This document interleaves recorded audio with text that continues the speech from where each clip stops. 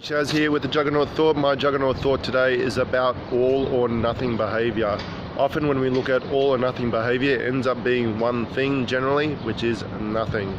I know this and I've experienced this myself because that was the behavior set that I set myself. I would, if we're talking about training, I would go through and I would smash myself for a period of weeks until the point where I couldn't maintain it anymore, and then I would give myself a rest break. I'd give myself a rest break for a couple of days. Those couple of days would turn into a week, the week would turn into a couple of weeks, and then before I know it, I was either back to where I was started or not really that far ahead.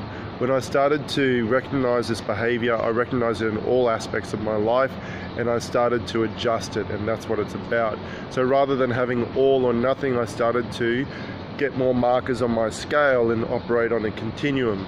So now I have practiced and implemented something that is much better than an all or nothing technique, which sees me doing something all of the time and sees me progressing all of the time. It may not be a 50% increase, it may not be training 7 days a week, it may be training once a week, but at least I'm progressing forward.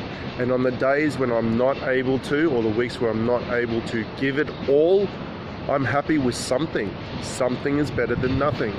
So if you've identified that you've got some all or nothing behavior patterns, identify it in the area that's causing you the most trouble, but be aware that it actually may be evident in other aspects of your life. This is Coach Gaz from Juggernaut PT with a Juggernaut Thought.